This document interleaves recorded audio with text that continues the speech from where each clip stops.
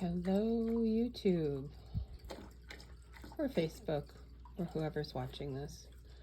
I want to introduce you to my spur of the moment orb, globe, bowl project. My local pet store will order chili Rasboras for me for another tank I'm doing at my work, but I got there Saturday afternoon and they had these little guys, my chili Rasboras, and so I grabbed them, but I wasn't able to go to work to put them in that tank because, well, it was my weekend. So I got 6 of them. Not sure how many. I think we see 4 of them right now. 5. There's always one that kind of hides. So I got 6 of them, and I came home and realized I couldn't put them in the big tank because I'd either lose them or the swordfish would eat them. So I ran out, yes, of all places, Hobby Lobby, and grabbed this bowl.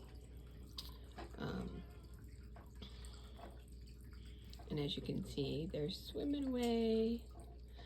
So I've got a couple, 4 rocks to be specific. I have that big black one that you can see the beta swimming around in.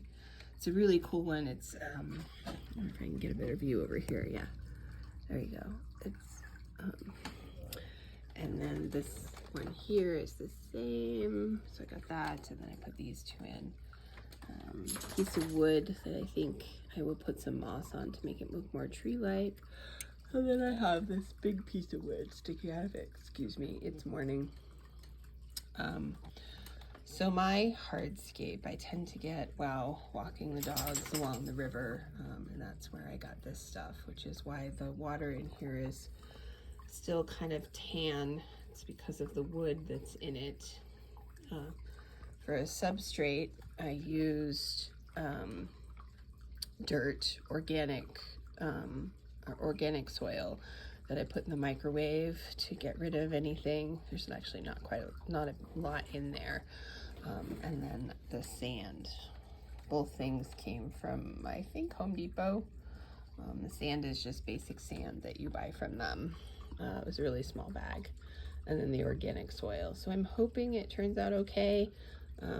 I stole the idea from MD fish tanks. And then I was just watching something where he said one of his bowls didn't work because of the substrate he used, and I'm really hoping it wasn't this one, because yeah. So as you can see, it's really well planted. If I knew the names of all of these, I would tell you, but I did get some while I was at the fish store. I picked up these red root floaters. There's obviously a little bit of duckweed in there as well. This plant I love, and I always remember the name of, it's aluminum. Yeah, I have some in my big fish tank as well. And these guys back here, I stole from the big fish tank. And then the fish store had some hornroot, and that back one is supposed to produce flowers. I don't remember the name of it. But yes, and then of course some little grass. Oh dear, nope, can't remember the name of that. But, and as you can see, I have a beta in here, and the 6 chili Rasboras. Oh look, you can see all 6 of them back there. Yeah. It wasn't my intention. I probably won't leave this many fish in it. Like I said, the chili Rasboras were supposed to go to my office. So was the beta.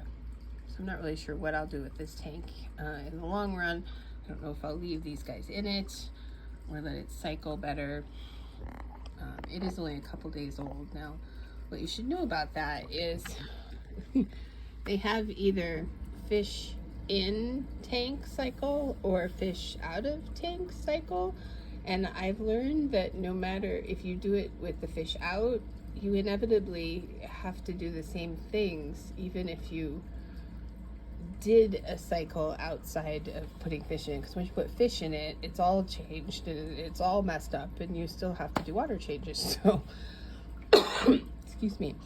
So I'm doing water changes on this daily. I do, it's about half of a water half the water change. Luckily, what I'm doing though is I'm siphoning out the water here, and then I steal the water from here. So all the bacteria from my big tank, which is really cycled and has this huge aquaponics filter, all that water goes directly into here. So this tank is actually doing really well. And then all the plants itself are a really good filter, and those red root floaters are awesome. So everybody's pretty happy. The beta at first wanted to eat, or at least destroy, the chili rasbora, but I left her in a cup for about half a day floating in here, so she could get used to it without killing my little fish. And once I let her loose, I think she quickly realized they're a lot faster than she is, so she stopped messing with them. Plus, you know, I give her bloodworms, and she loves those better than she loves those fish, so she is a she. So that's my tank. I do have this, that leaf, because I had her in a temporary tank with that leaf, and she actually really likes to lay on it, so I put it in here as well. In fact, you can see her getting ready to go on it right now. So yeah, that's my tank. I'm using this light that I had for sewing. What is it? An aught light? Yes, it is an aught light that I had hanging around. I might get a different one, but that's what I had. This was a spur of the moment tank. If you were to ask me how many gallons, I'd say maybe 2 gallons, which yes, is fairly small. I like 5 gallons for the beta, but the fish really seem to like this because it's so well planted. So we'll see. I'm testing it every day. But there you go. My new obsession, my new added to my obsession of fish tanks.